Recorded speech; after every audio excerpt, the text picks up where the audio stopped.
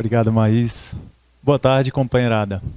Chamar vocês assim, companheirada, que é uma das formas que eu considero mais legítimas de chamar quem está na luta com a gente, né? Então, companheirada é como a gente chama nos territórios. Fico muito feliz de estar aqui, viu, pessoal?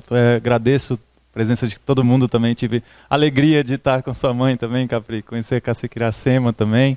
Queria agradecer a todo mundo também dos vários coletivos do Sindijus. Queria agradecer ao Galo também de estar aqui. Um prazer, companheirada. Ó, primeira coisa, todo mundo que chegou aqui ontem, acredito que se impressionou positivamente com a aliança que o Sindijus está formando com setores da classe trabalhadora que estão na ponta, nos territórios, na cidade e no campo e na floresta, né? Quando eu cheguei aqui, a primeira coisa que eu pensei, primeiro que eu falei, cara, que ambiente lindo, que massa que está aqui esse ambiente assim, caracterizado com as lutas. E aí veio a companheirada da aldeia, já botou a bandeira ali também e fez o ritual. Que bom que tem um sindicato que se dispõe a criar uma aliança genuína com a classe trabalhadora, porque tem muita gente que pensa que ampliar as alianças é a gente ceder mais, é se conectar com os que promovem a exploração, as opressões, a destruição da natureza. E tem sindicatos que compreendem que a principal aliança que a gente tem que fazer é com o povo trabalhador, no território, né? Onde estão as grandes contradições desse sistema que nos causa tanto mal. Então o Sindijus está construindo num congresso o marco de um trabalho muito especial, né? Quando a gente vê diversos coletivos ali, eu tive o prazer de ler a tese também do Sindijus, tive o prazer de poder dar sugestões também dentro desse processo, e a gente vê, caraca, um coletivo LGBT, um coletivo de negritude, um coletivo de mulheres, um coletivo de aposentados, a gente vai vendo o que estão levando em consideração de fato, né? Não é meramente uma retórica. Então, dizendo tudo isso para dizer que eu estou realmente muito feliz de estar aqui, agradeço o convite de vocês, agradeço a confiança também, e bom, espero honrar a dedicação de vocês, o tempo de vocês, né, da melhor forma possível. Mas estava me apresentando, eu sou Thiago Ávila, sou socioambientalista, tenho 36 anos, sou militante ecossocialista, sou internacionalista, sou comunicador também, e busco, a partir dessas construções, realizar o que eu acredito que, enfim, é o que eu faço da vida. Eu me dedico a ser, há 18 anos, um militante revolucionário, com todas as qualidades e os defeitos, com todas as apostas que a gente faz, as que dão mais certo, as que dão menos certo. Eu dediquei minha vida aos últimos 18 anos a essa construção. E isso me levou para uma caminhada muito dura, né, no sistema que a gente vive. Então tem muita gente que acompanhava, e aqui no sindicato também muita gente veio falar, pô, Thiago, sinto muito que você foi preso mais uma vez, e tantas coisas assim, né? Porque isso é parte da vida militante, lamentavelmente.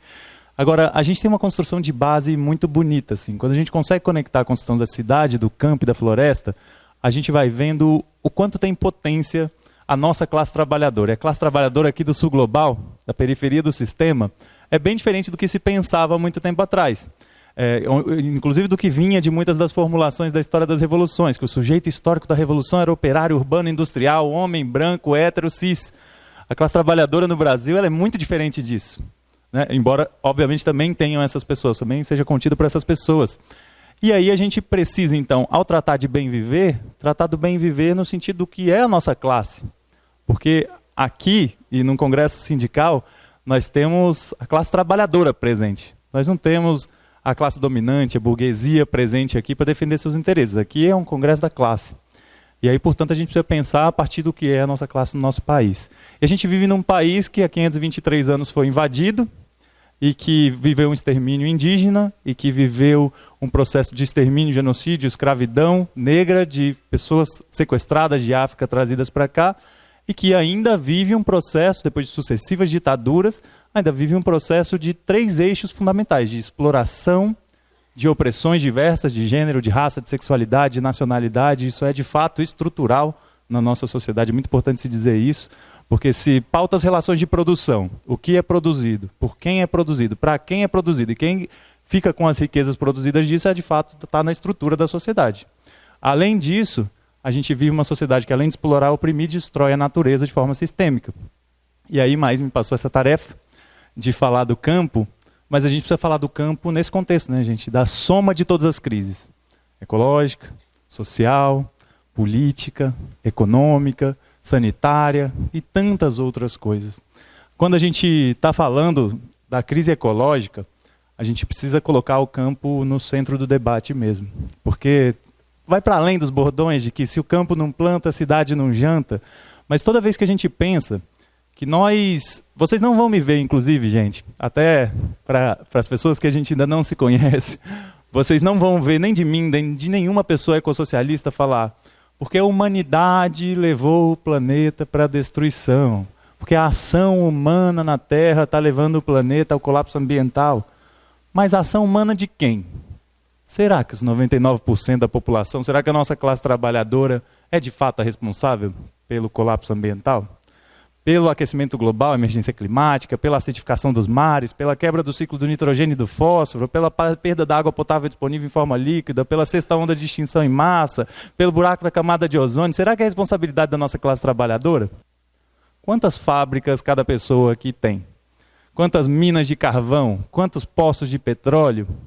Quantos processos ali de gestão de resíduo? Quantos aspersores de veneno vocês têm no campo? Quantos aviões para fumigação aérea de glifosato cada pessoa tem aqui? Nenhum. Agora, tem gente que tem. E são os 1% da classe dominante. Então, nunca vão de uma pessoa ecossocialista dizer que é a ação humana. E sim um sistema que a gente vive, que explora, oprime e destrói a natureza, como parte do seu processo de acumulação de riqueza. Um sistema que se estruturou assim. Exploração do povo trabalhador, da força de trabalho. E aí eu não vou falar mão de obra, gente, porque toda vez que falam mão de obra estão tentando tratar de forma pejorativa o trabalho da classe. Porque a gente não vai só a nossa mão para o trabalho, a gente vai com a cabeça, vai com o coração, vai com a nossa subjetividade e deixa muita coisa para trás quando a gente vai com o nosso corpo todo se deslocar por cidades sem mobilidade, quando a gente vai se entregar mesmo ali num processo que se a gente não vender nossa força de trabalho a gente não sobrevive. Então o sistema explora a força de trabalho e expolia a natureza. E é assim. Então toda vez que a gente vai falar do desastre ambiental planetário, a gente precisa falar do que é o sistema que a gente vive, o sistema capitalista, que Karen fez uma explicação excelente, maravilhosa, e Ju ontem também, uma explicação sensacional sobre como se dá o processo de acumulação capitalista, como se deu esse processo da construção histórica do que a gente vive, como se deu esse processo de um país que há 523 anos foi invadido, era primário exportador desde então, com o pau-brasil, com a cana, com o café, com a borracha, depois com o ciclo do ouro, e agora ainda é, numa divisão internacional do trabalho, gente, para o mundo, pensam o sul global, e nós do Brasil muito especificamente, como um grande fazendão. Mas não só um fazendão, uma grande mina a céu aberto, um grande poço de petróleo e um grande cassino para especulação financeira. Esse é o nosso papel, embora a gente não se reconheça assim. Às vezes a gente se pensa tão conectado pelo nosso smartphone, a gente pensa uma parada tão moderna, porque aqui a gente tem climatizador do ambiente que a gente está. Então, se está tendo uma onda de calor, não pegaria a gente aqui. Ou se está tendo uma onda de frio, a gente consegue pensar algum conforto térmico. Mas, na verdade, para o centro do sistema capitalista, nós ainda somos um grande fazendão. E toda vez as pessoas ficam muito ofendidas quando a gente vê aqueles estereótipos sobre o que é o Brasil, né? Das pessoas querendo ensinar para a gente o que é controle remoto, querendo ensinar o que é determinada coisa de comodidade da sociedade de consumo, mas é porque, de fato, o sistema estruturou o sul global para ser fornecedor primário exportador de mercadoria. E aí vem a conversa sobre o campo. Porque a lógica primária exportadora, que antes era mantida numa lógica de colônia e metrópole, né? A gente tinha que servir a coroa portuguesa, porque lá era a metrópole, nós éramos a colônia, né? E aqui era a barbárie, aqui era a selvageria, aqui nós não tínhamos aquele avanço civilizatório que a Europa tinha, né? Esse era o discurso deles, que obviamente não é verdade. Mas depois esse discurso foi mudando. À medida que os países do sul global foram se tornando independentes, a nova mentira colonial passou a ser o desenvolvimento. Tanto é que no meio do século passado, um presidente dos Estados Unidos faz um discurso no Estado da União falando que, a partir de agora, o objetivo das nações é alcançar o desenvolvimento. E que as nações deixem de ser subdesenvolvidas para se tornarem desenvolvidas. E a mentira passou, a mentira colonial, já não era mais colônia metrópole, direito divino dos reis, e era vamos alcançar o desenvolvimento. Então, se a gente seguir fazendo essa roda de exploração, essa roda de destruição primária exportadora, se a gente fizer isso de forma bastante obediente, e a gente pegar um pouquinho das migalhas que sobram da dinâmica, por exemplo, do agronegócio, que eu já vou entrar nisso também, se a gente fizer isso de forma muito obediente, pegar essas migalhas, investir um pouquinho em política social, quem sabe um dia a gente se sente à mesa dos países desenvolvidos. Essa é a mentira que contaram para o sul global inteiro, não foi só para o Brasil. E, obviamente, nenhum país que seguiu essa regra se desenvolveu, porque não era um processo de construção ideológica, uma teoria política para que os países se desenvolvessem, mas sim para que eles se mantivessem numa lógica de dominação colonial e imperialista, que é parte do sistema capitalista. Então, quando a gente pensa o campo do Brasil, é o campo a serviço de uma lógica de produção primária exportadora. E aí o agronegócio, que diz que é tech, que é pop, que é tudo, talvez seja o retrato, gente, mais evidente do que pensam de nós e do que querem que a gente seja para sempre. Porque enquanto o veículo de comunicação hegemônico no Brasil, e que cumpriu um papel até interessante e relevante no sentido de uma oposição tática ao bolsonarismo, porque embora seja do mesmo bloco conservador, Rede Globo representa a direita liberal, enquanto o bolsonarismo representa a extrema-direita, mas isso está dentro do mesmo bloco conservador, que está sujeito à mesma classe dominante, inclusive. Agora, não são sequer do bloco progressista. O bloco progressista se dividiria entre esquerda moderada, esquerda radical, né, isso dentro da institucionalidade. Agora, embora a Rede Globo diga que o agro é tech, que o agro é pop, que o agro é tudo, quando a gente vai ver a materialidade da vida, o que de fato o agronegócio faz com a gente vai vendo que é um sistema que é ecologicamente destrutivo, que é socialmente profundamente injusto, que é, além disso, economicamente deficitário. Isso é uma coisa que faz as pessoas quase caírem para trás e gera raiva, mas vocês vão perceber onde é que eu estou querendo chegar com isso, no sentido de que o quanto o povo investe naquilo e o quanto o povo recebe sobre aquele processo do agronegócio. E que, além disso, além de ser ecologicamente destrutivo, socialmente injusto, economicamente deficitário, é fruto de um processo, de uma aliança das elites, da alta burguesia brasileira, para manter o mesmo processo de exploração, de opressões e de destruição da natureza de forma permanente. Então, quando a gente fala dessa questão de que o agronegócio é ecologicamente destrutivo, é uma coisa bem mais evidente, né, gente? A gente está falando da monocultura, que, felizmente, aqui no Sindijus, e quando a gente está discutindo bem viver, fica bem mais fácil falar disso, mas a monocultura, ela não é a forma que a natureza se manifesta, em nenhum bioma. Então, a monocultura, ela gera impermeabilização de solo, ela gera perda da biodiversidade, ela gera uma série de problemas de perda da fertilidade do solo também. E, além disso, a monocultura, por ela não ser biodiversa e não ter essa proteção, ela é atacada pelo que o agronegócio chama de pragas, né? Quem faz agricultura convencional também, entre aspas, está acostumado a falar de pragas. Mas, na verdade, os indicadores da biodiversidade, os insetos, né, micro-organismos, fungos e todas essas coisas, são parte da natureza. E eles vêm e aparecem em todo o sistema que está desequilibrado. Então, eles não são pragas, eles são indicadores de que aquele sistema não está saudável. As formigas, por exemplo, quando elas aparecem num sistema, num plantio, elas vêm para tirar do sistema aquilo que está desequilibrado, que está fora de ordem. Porque o sistema, os animais, todo o ecossistema vai buscando sua forma de se equilibrar. E aí o agronegócio faz o contrário. O agronegócio coloca uma única planta naquela região, só que para aquela planta sobreviver, eles precisam tacar muito veneno. Só que o problema é que o veneno mata também a própria planta. E aí o que eles fazem? Fazem engenharia genética, não para a planta ter maior qualidade nutricional, não para a planta ser mais resiliente à seca ou a geadas aqui no sul. Eles fazem engenharia genética para a planta resistir a mais veneno, para matar tudo em volta e aquela planta não morrer. Só que a planta não morre. Mas e o trabalhador que aplica o veneno? E os animais que são infectados por aquele veneno, os animais não humanos? E os rios que depois levam aquele veneno nas chuvas, que descem nos rios, nos córregos, nos riachos, que passa pelos grandes rios e chega aos oceanos? E as pessoas que se alimentam daqueles venenos depois, a partir daqueles alimentos? Tudo isso morre, mas a planta não. Porque ela foi operada geneticamente para que ela resistisse àquela quantidade de veneno. E, além disso, esse processo do agronegócio utiliza uma quantidade imensa de fertilizantes industriais, depois vocês vão ver o quanto isso é uma bomba de carbono, e leva o planeta a um aquecimento cada vez maior.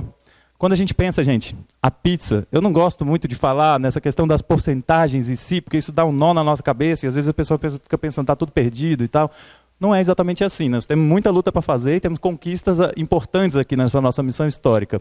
Mas quando a gente pega a pizza das emissões de carbono do Brasil, a gente está falando que quase todos os países do mundo têm uma pizza que é assim: 2/3 das emissões de carbono na atmosfera que causam o efeito estufa, que estão promovendo o aquecimento da Terra, que causam os efeitos extremos, que afetam principalmente a classe trabalhadora mais precarizada, 2/3 das emissões elas vêm do setor de energia e de transporte.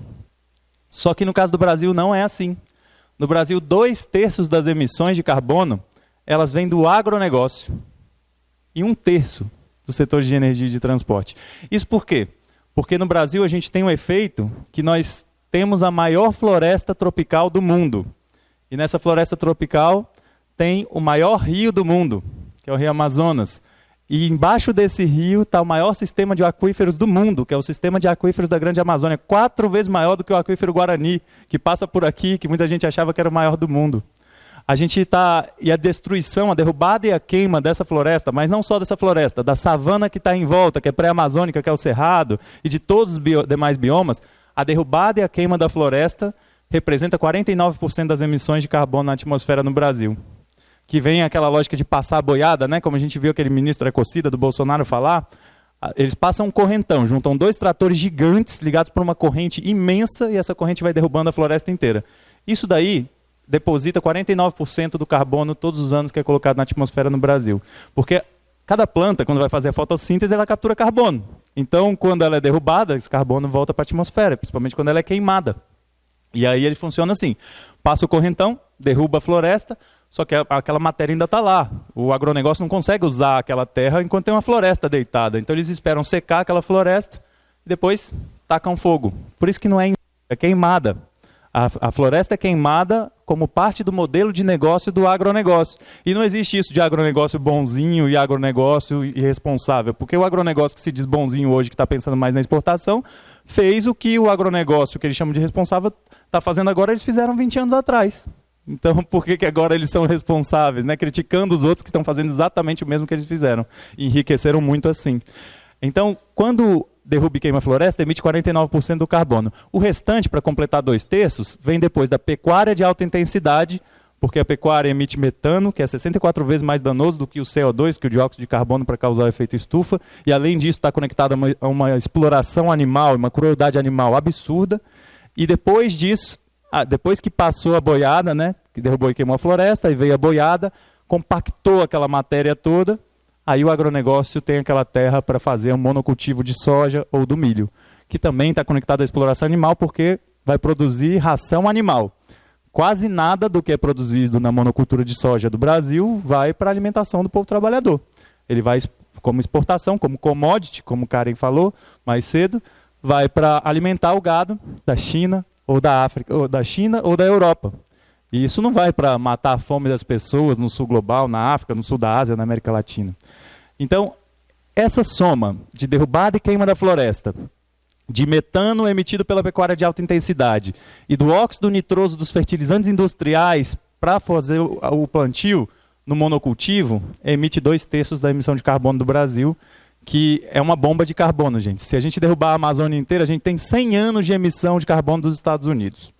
Ou seja, a gente está falando de frustrar qualquer tentativa de impedir o desastre ambiental planetário, o aquecimento global. Toda vez que a gente fala nisso, gente, só para pegar esse gancho aqui do agronegócio, a gente vê as conferências climáticas. E aí a conferência climática é uma crítica que a gente precisa fazer à institucionalidade disso, assim como vocês têm feito de uma forma muito qualificada, a crítica à institucionalidade no Poder Judiciário. As conferências climáticas, elas trazem o objetivo que a gente não permita o aquecimento do planeta acima de 1,5 graus. Então a gente precisa reduzir as emissões de carbono de todos os países para que a gente não permita isso. Só que os países quem colocam suas próprias metas. Então se os países seguissem as próprias metas da última conferência do clima, o planeta ainda assim aqueceria 2,8 graus. Só que o problema é que os países sequer seguem suas próprias metas. Então, nas emissões atuais, o planeta vai aquecer até 2100 3,2 graus Celsius.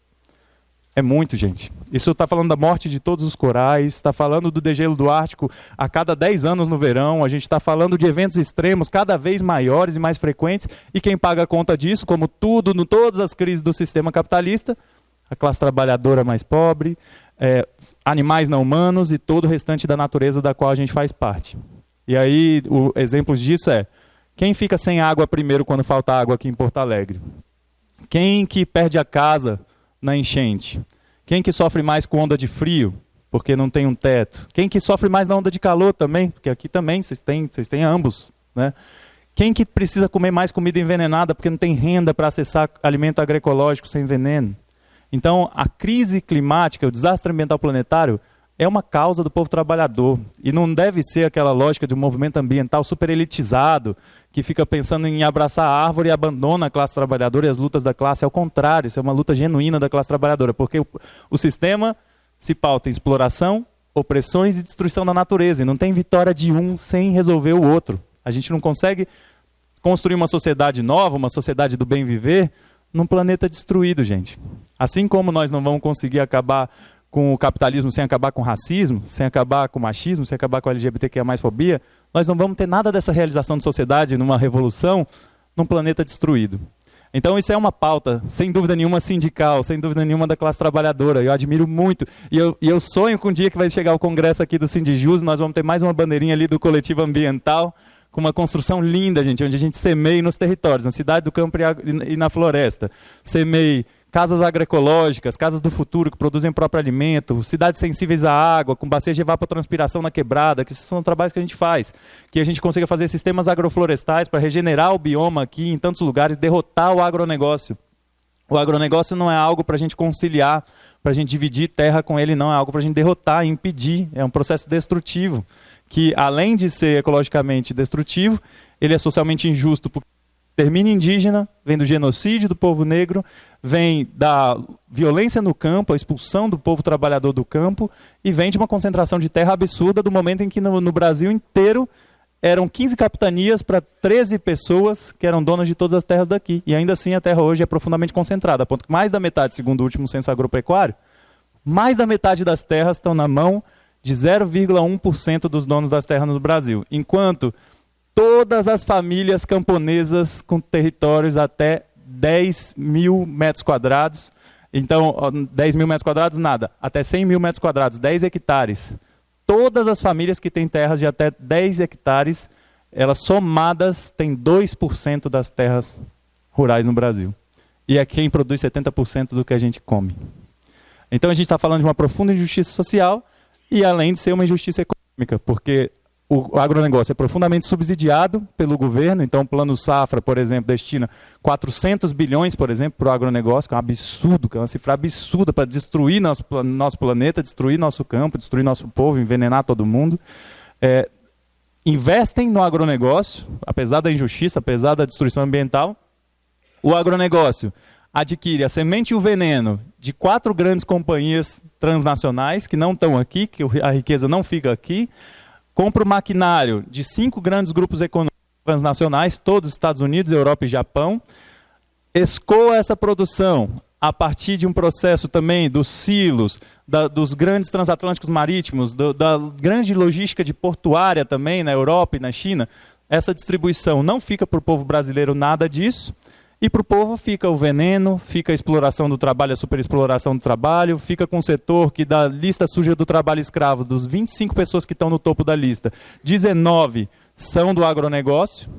Então a gente está falando de um setor que é profundamente destrutivo, destrutivo ambientalmente, injusto socialmente, deficitário economicamente, porque se a gente tiver que pagar o quanto a saúde perde no Brasil pelo envenenamento das pessoas, pelo câncer, o quanto a gente vai ter que gastar para capturar carbono, para tentar deter o desastre ambiental planetário, que 70% do carbono emitido no Brasil vem desse setor, o agronegócio seria algo completamente inviável economicamente, se ele fosse custear de fato o prejuízo que ele causa a nós e ao planeta. Então a gente está falando de algo que no campo precisa mudar radicalmente, e eu falo radical nesse sentido de ir na raiz, viu gente? Não é de ser irresponsável, de nada disso. Ao contrário, a coisa mais responsável que nós podemos fazer é resolver na raiz um problema, de que o centro do sistema capitalista pensa de nós, que nós somos um grande fazendão, um grande poço de petróleo, uma grande mina a céu aberto, um grande cassino para especulação financeira.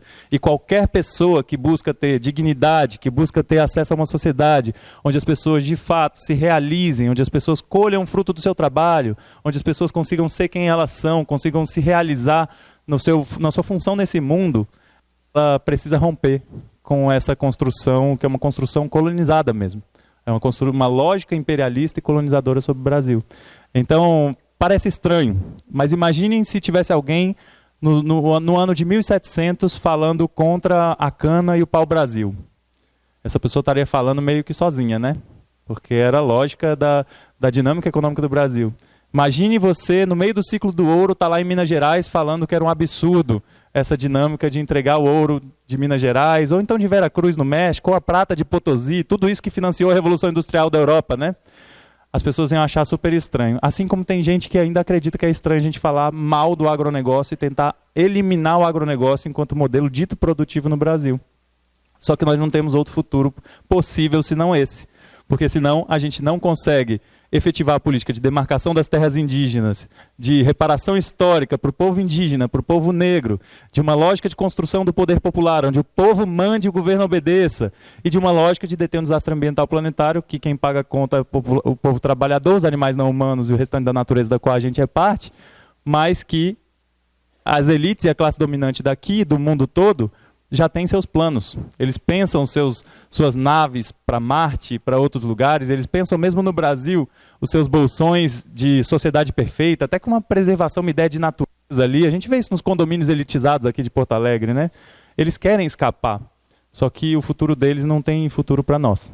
Então, quando a gente fala de bem viver, a gente precisa falar dessa sociedade linda, essa sociedade boa que a gente deseja construir, que ela vai se dar a partir da união da cidade, do campo e da floresta, e de todas as lutas contra a exploração, as opressões e a destruição da natureza, mas a gente precisa falar também, gente, dessa luta de classes nesse momento em que 1% da sociedade quer destruir tudo que a gente construiu ao longo de gerações de forma ancestral e tudo que a gente está lutando com toda a nossa força para preservar. Então isso diz respeito totalmente à nossa luta enquanto classe trabalhadora, diz respeito a cada trabalhador e trabalhadora do Sindijus, porque vocês estão numa área estratégica. Não existe justiça genuína enquanto nós estivermos caminhando rumo à destruição. Então todos os esforços são necessários nesse momento para essa missão histórica, em que servidores do judiciário são estratégicos para isso, para que a gente consiga construir uma justiça social de baixo para cima, dos povos, que não tem interesse em acabar com a terra, que não tem interesse em negar os direitos dos povos originários e tradicionais desse país, e não tem direito de negar a existência das pessoas com base em diferenças de orientação e sexualidade, com base em gênero e raça. Então, a justiça genuína passa também por vocês, porque vocês ocupam um lugar na institucionalidade, e depois, quando a gente faça a nossa revolução, essa institucionalidade muda totalmente, mas vocês hoje ocupam um lugar fundamental na promoção de justiça verdadeira. Essa justiça precisa ser parte e a serviço dessa missão histórica. Então eu fico feliz de estar trocando essa ideia com vocês, assim, de vamos embora transformar esse mundo, né? Vamos juntar a cidade, o campo, a floresta, todas as lutas, a luta sindical com a luta do movimento negro, com todas as demais. Eu fico super feliz de ver que o Sindijus está apostando nessa conjunção de todas as lutas e fico feliz de ser mais uma formiguinha caminhando lado a lado com vocês. Valeu.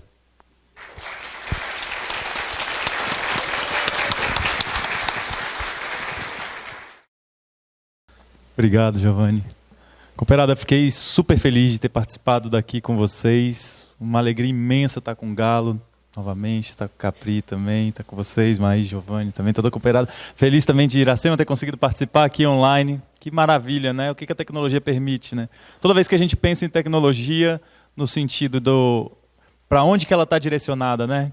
Quem produz, para quem, quem que fica com a riqueza produzida dela, a gente vê que tem potência, né? Apesar de hoje ela ser direcionada tudo para acumulação, circulação de capital e acumulação de capital, ela tem potência de reduzir distância, né? Ela tem potência da gente...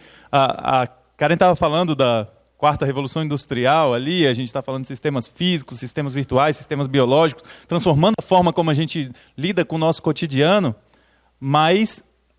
Primeiro que não é totalmente verdade, né? Porque a gente pensa que 800 milhões de pessoas ainda morrem de fome no mundo, 1,2 bilhão não tem acesso à água potável disponível em forma líquida, 3 bilhões ainda não têm acesso a gás de cozinha para cozinhar com formas menos danosas de fonte de energia. A gente está falando de uma revolução tecnológica que não atingiu nem a metade da humanidade. E que essa nova tampouco vai atingir, a não ser que a gente questione. Qual o sentido? Para que ela está sendo produzida? Para quem? Quem tem a propriedade disso? Se são os trabalhadores, se é a sociedade, ou se é essa lógica da propriedade privada, da qual o capitalismo se arvora para manter essa estrutura de exploração, opressões de destruição da natureza. Então, tecnologia permite tudo isso, né? Mas que a gente tem essa capacidade de questionar o que é produzido e a gente tem essa capacidade também de subverter e se apropriar. Quando o povo Caingangue faz uma retomada, está desconstruindo essa lógica de que a cidade roubou essa terra há 523 anos e agora está tudo consolidado, e agora um marco temporal que só valeria até 88, e o povo Caingangue está dizendo, não, essa terra aqui é nossa, né? E o povo camponês está dizendo, essa terra é para quem vai trabalhar nela, né? E o povo na quebrada está dizendo, essa terra é para cumprir a função social da moradia, que está até no Estatuto das Cidades, mas muito antes do legalismo, está no direito básico que todo mundo tem que ter de um teto na sua cabeça. Então, é muito massa quando a gente consegue subverter a estrutura de tudo que a gente faz, inclusive do que pensam de nós. Pensam que a luta do trabalhador no sindicato é meramente para buscar reajuste salarial. E toda vez que a gente vai conectar por que o nosso salário não é reajustado, a gente começa a entrar nas raízes do sistema, que é o sistema que explora, oprime e destrói a natureza. E enquanto a gente pensar só no porquê o nosso salário, só pensar em como que a gente aumenta o nosso salário e não tratar da estrutura do sistema que a gente vive, nós nunca vamos viver uma emancipação verdadeira, companheirada. Então é fundamental que o sindicato trate desses pontos. A companheirada veio perguntar sobre a água. Todas as questões nessa nossa sociedade são apropriadas pelo sistema capitalista, né? A água é uma das coisas mais evidentes, né? 70% do nosso corpo é composto de água e, no fim das contas, quando a gente vê 70% da água que é distribuída no mundo, ela é roubada pelo agronegócio. E aí as pessoas vêm e botam lá na periferia. Pô, eu faço muito trabalho de base ao longo da minha vida nesses 18 anos. Eu chego lá no Sol Nascente, que é a maior favela do Brasil, e ninguém sabe disso, e fica no Distrito Federal, que é o lugar mais desigual do Brasil também. A gente chega lá no Sol Nascente e no meio da crise da água em 2017 tinha um outdoor imenso, né? Eu vou fazer muita palestra e o pessoal fala, o cara da água lá. E eu já chegava e ficava indignado quando eu via aquele outdoor. A crise da água é responsabilidade sua também. Escove o dente com um copinho.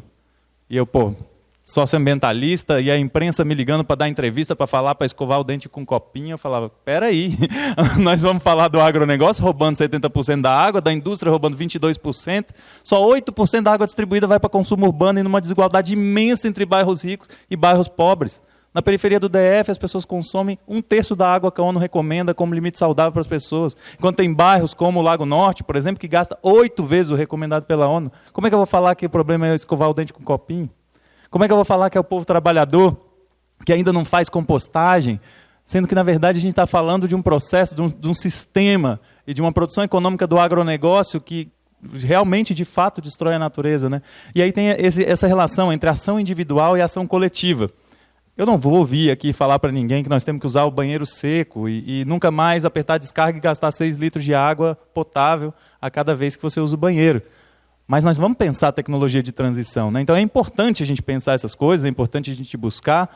E é até difícil pensar em contagiar as pessoas, inspirar as pessoas a pensar a transição ecológica se a gente não der o exemplo. Agora, são ações sistêmicas que de fato transformam. É quando a gente acabar com o agronegócio. Aí sim, gente. Assim a gente está falando de resolver a crise da água. Então, quando a gente consegue pensar ações sistêmicas, a gente consegue também inspirar as pessoas para uma lógica de ação individual. Falar que você só não vai gerar impacto no planeta, primeiro que é impossível. O capitalismo é um sistema totalizador, isso está permeando nossa sociedade como um todo. Você nunca vai neutralizar as emissões de carbono que você faz sozinho, você nunca vai viver sem gerar impacto. Falar que você quer não destruir a natureza no seu convívio, é tipo você falar, eu não gostaria de ser racista, machista, nem LGBTQIAPN+, fóbico. Só ser isso não basta. A gente tem que construir um sistema que seja livre disso, onde isso não exista mais de forma estrutural na sociedade. Então, não adianta só a gente buscar não poluir entre nós mesmos, não causar impacto entre nós mesmos. Nós temos que construir um sistema que não seja pautado na destruição da natureza. E isso parece uma coisa muito dura, gente, porque toda vez que a gente fala de acabar com o sistema mais cruel, mais perigoso, mais destrutivo que a humanidade já inventou, que é o capitalismo, a gente fica se sentindo bem pequenininho. Mas quando a gente para olhar a história da resistência indígena e de todos os povos originários de todos os lugares do mundo, que a gente está falando de bem viver, os 305 povos aqui do Brasil, originários, têm formulações sobre bem viver. Ju falou sobre o povo Guarani com Tecoporã, a partir do seu modo de vida no Inhanderecó. Poderíamos falar do povo Quechua com Suma Calça, do povo Aimara com Suma Camanha e tantas coisas. E o povo em Chiapas também fala de bem viver. Em África, com Butu se fala formulações sobre os bons conviveres. E na Palestina se fala sobre bons conviveres com Sumudes. Todos os povos originários do mundo, que representam só 6% da população mundial e defendem 80% dos biomas preservados no planeta, falam sobre seus bons conviveres. E na quebrada também tem. Nas ocupações, quando tem ocupações de famílias catadoras, também tem suas lógicas de bons conviveres, das pessoas se defenderem, das pessoas se acolherem, das pessoas cooperarem entre si. Então, no fim das contas, quando a gente está falando dessa dinâmica do bem viver, a gente questiona o sistema. É profundamente antissistêmico o bem viver, é totalmente incompatível com o sistema capitalista. Isso pode parecer uma coisa super impossível, super utópica, mas é uma utopia muito concreta, gente. Quando a gente analisa a história das revoluções, seja da resistência indígena, quando a gente analisa o Quilombo dos Palmares, quando a gente analisa a Revolução Russa em 1917, a Revolução na China, a Revolução Cubana em 1959, que há 64 anos vive sob um bloqueio implacável dos Estados Unidos e nunca topou se ajoelhar diante do império mais destrutivo que a humanidade já inventou também. A gente está falando de gente como nós, que decidiu tomar uma ação de resistência e decidiu levar isso às últimas consequências mesmo, e colocar sua vida em risco a um grande propósito que parece uma coisa muito distante da nossa distração da rede social, da nossa distração de correr atrás daquela rodinha, parece aquele hamsterzinho, né, correndo naquela rodinha que não chega nunca.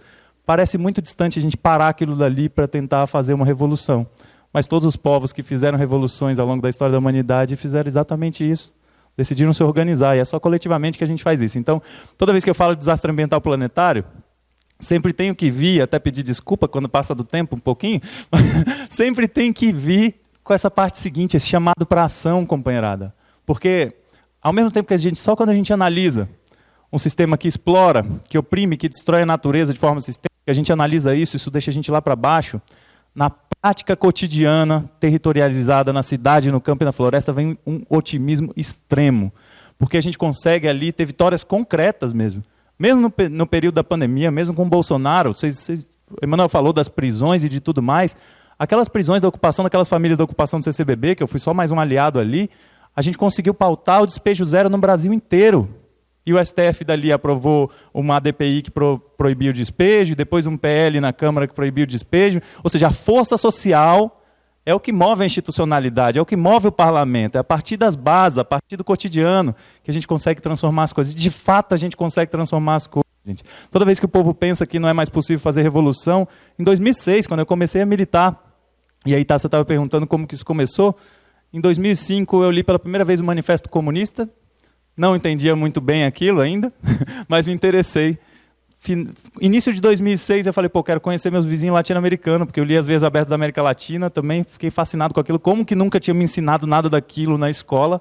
Cheguei lá, o povo boliviano estava em festa no caminho, quando eu cheguei em La Paz, que estava tendo a posse do Evo Morales, e o Evo Morales falou pela primeira vez sobre bem viver, sobre uma lógica de romper com a dinâmica colonial que o centro do capitalismo estava impondo sobre o sul global, e aquilo ali bateu como uma marreta na minha cabeça, e desde 2006 eu falei, eu quero ser uma formiguinha a serviço dessa luta, colaborar da forma que eu puder. Fui para os assentamentos, fui para os acampamentos, fui muito bem acolhido nas aldeias e territórios indígenas também que aceitaram, fui buscar conhecer nossos irmãos internacionalistas de outros lugares do mundo. Vivi coisas muito duras, muitos camaradas com quem eu compartilhei a vida já foram mortos, já foram assassinados, escapei por muito pouco de massacre da Singenta, do sudoeste do Paraná, escapei por muito pouco do bombardeio no Equador sobre a Comissão Internacional das Farc ali também, que era uma luta também de libertação da Colômbia, com todos os seus problemas. Então, com muitos processos, com muitas dificuldades, eu fui me tornando um militante ecossocialista, que comecei com o tempo a construir um trabalho de rede, que vivo no Distrito Federal, no lugar mais desigual do Brasil, numa zona da savana mais biodiversa do mundo, que é o Cerrado, que é pré-amazônico também, e lá tento construir junto com camaradas, no Movimento Bem Viver, e junto com várias organizações, que eu acredito que a revolução é muito mais ampla que qualquer organização política, coletivo, partido, movimento isoladamente, busco construir uma revolução. E é esse cotidiano que me anima. Então, enquanto uma análise concreta da situação concreta traz para a gente um pessimismo da razão necessário, gente. Não tem como olhar para o mundo e não ter esse pessimismo da razão. Agora, ação cotidiana, coletiva, nos territórios, isso traz o otimismo da vontade. E é com esse otimismo da vontade de que é possível fazer uma revolução, mas ela também é necessária e urgente. E que quando a gente faz, a gente obtém muitas recompensas da ação coletiva nas relações, no quanto a gente conquista vitórias concretas. Lá no DF a gente chega e tem aldeias demarcadas, e tem assentamentos, aqui também, e tem ocupações urbanas que se consolidaram, e tem movimentos que deram um salto de compreensão de classe, que compreendem todas as lutas contra a exploração, opressão e destruição da natureza. todas essas recompensas valem uma vida militante. Então, fico muito feliz de estar aqui com militantes experientes de todos os lugares, com pessoas que cativam e que se comunicam com milhares e milhões, porque nós temos uma missão histórica, companheirada. É chegada a hora da gente cumprir a missão mais complexa da história da humanidade, que é seguir a bandeira que entregaram para a gente da história das revoluções e complementar a luta contra a exploração e todas as opressões de gênero, de raça, de sexualidade, de nacionalidade, luta contra a destruição do planeta, para não só deter o desastre ambiental planetário, mas a gente regenerar e ressignificar a nossa relação com a natureza enquanto parte dela finalmente harmoniosa, entendendo nosso lugar no mundo, nosso lugar na nossa comunidade, e nosso lugar e o da nossa comunidade no bioma que a gente vive. Fico feliz de estar cumprindo essa missão com vocês.